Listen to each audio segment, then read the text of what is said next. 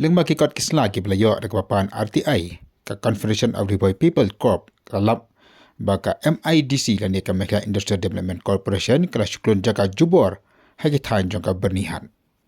Kinong ilam jaka kop kuntup yuba pateng mersing bolong working president jaka seng kali itu ba lengba kini ki kot kisla bayol ang baka TI la syam baka MIDC kamna sita ki kot kisla ki babyang man pensisya baka tiga jaka ka benar po bernihat badon ki karkhana ka di ki jaka jongka. Teman-teman sini nak kalian jungi ke Confederation of Riboy People ngiwan khmat ki press ki media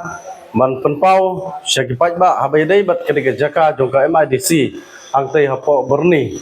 Nak kalian juga seng kala pan nak RTI nak office jongka MIDC. Ya din bagi layo ya ka jubab ka Sitrik Ogos. Ka pelengo ingi ka seng ba katai ke jaka jongka MIDC yang tepo bernihat.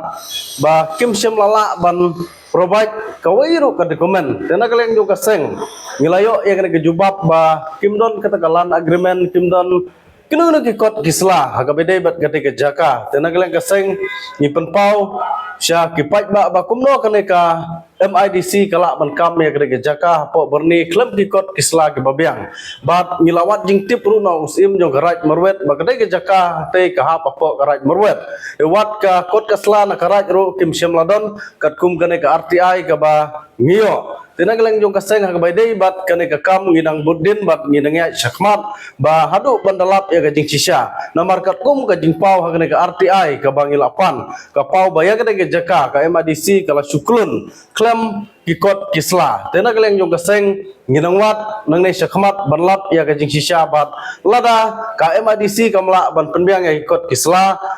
tena geleng jong kaseng ngin sapek kai ka banon kam banle nai arat tokat kum ka jingkeli ka ba ngipan leng ba ka MIDC ha ka bede ba ka tai jaka po borni kemudian ko ngipan ya nadu ubanayu nadu uno usnem ba ka government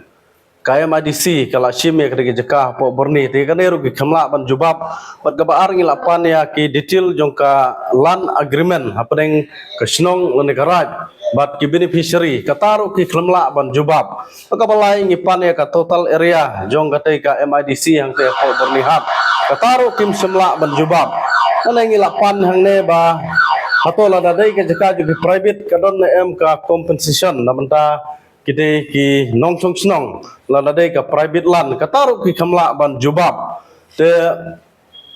dai na tagadaw na kaliang jong kaseng hagbade bat kane yong bangin niat be syakmat adu bangin dalap ya kajing sisya